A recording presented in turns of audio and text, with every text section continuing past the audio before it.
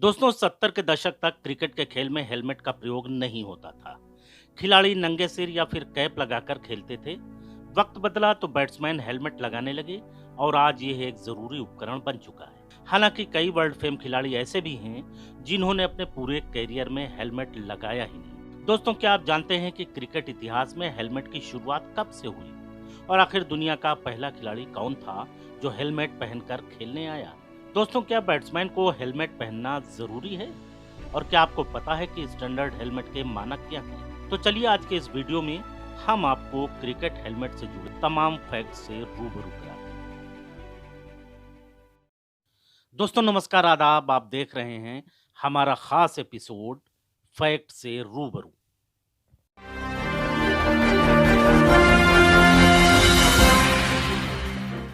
दोस्तों अगर आप पहली बार हमारे चैनल को देख रहे हैं तो प्लीज इसे सब्सक्राइब कर लें और नोटिफिकेशन बेल ऑन कर लें ताकि आपको ऐसी ही खास जानकारी वाले वीडियो मिलते रहें, क्योंकि ऐसी जानकारियां दैनिक जीवन में न केवल हमारे लिए उपयोगी हैं बल्कि स्टूडेंट्स के लिए इनका खासा महत्व भी है।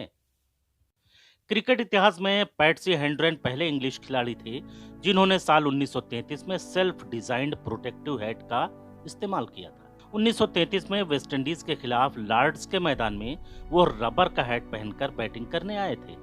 उन्हें लगा कि उन्हें उस वक्त के फास्ट बॉलर मार्टिनडेल और कॉन्स्टेंटाइन से एक्स्ट्रा प्रोटेक्शन की जरूरत है।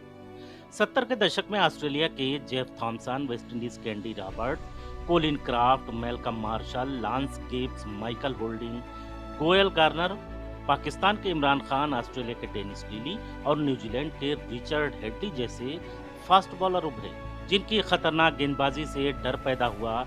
लिहाजा क्रिकेटरों ने सुरक्षा के मद्देनजर हेलमेट की जरूरत महसूस की। 16 दिसंबर 77 को वर्ल्ड सीरीज क्रिकेट के सिडनी सुपर टेस्ट में वेस्टइंडीज के तेज गेंदबाज एंडी रॉबर्ट्स द्वारा फेंकी गई बाउंसर बॉल से ऑस्ट्रेलियाई बैट्समैन डेविड हुक्स का जबड़ा टूट गया था। उसके बाद खिलाड़ियों में सुरक्षा को लेकर फिक्र होने लगी और शायद इसी डर का नतीजा था कि साल 1978 में वर्ल्ड सीरीज क्रिकेट टूर्नामेंट के दौरान पहली बार English batsman Dennis Amiss helmet पहनकर बैटिंग करने आए थे। यह फाइबर ग्लास का बना मोटरसाइकिल हेलमेट था। दोस्तों जब डेनिस एमिस हेलमेट पहनकर मैदान में आए तो तमाम लोगों ने उनकी हंसी उड़ाई। धीरे धीरे वर्ल्ड सीरीज क्रिकेट के अंत तक आधिकारिक टेस्ट मैचों में लगभग सभी बल्लेबाज किसी न किसी प्रकार के सुरक्षात्मक हेडवियर पहनने लगे। इसके कुछ समय बाद एक और घटना हो गई जब ऑस्ट्रेलियाई टीम 5 मैचों की श्रृंखला खेलने वेस्टइंडीज गई।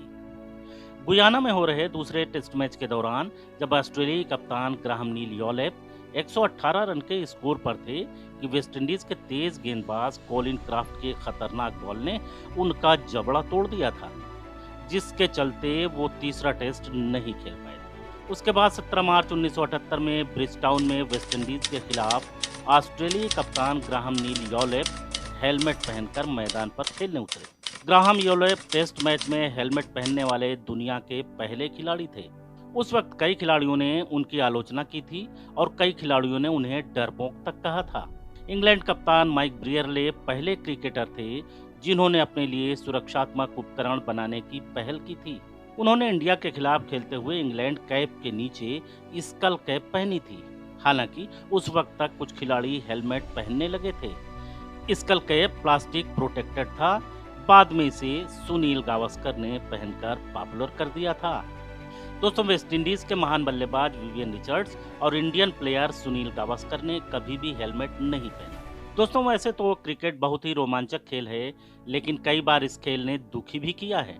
मीडिया रिपोर्ट्स के मुताबिक साल 1930 से 1940 तक क्रिकेट की बाल लगने से 33 के करीब मौतें हुई थीं।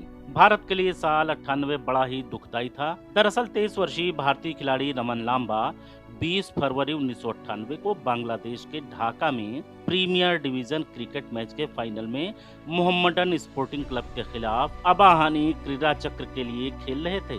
बॉलर सैफुल्ला खान की गेंद पर बैट्समैन मेहराब हुसैन ने तेज शॉट लगाई।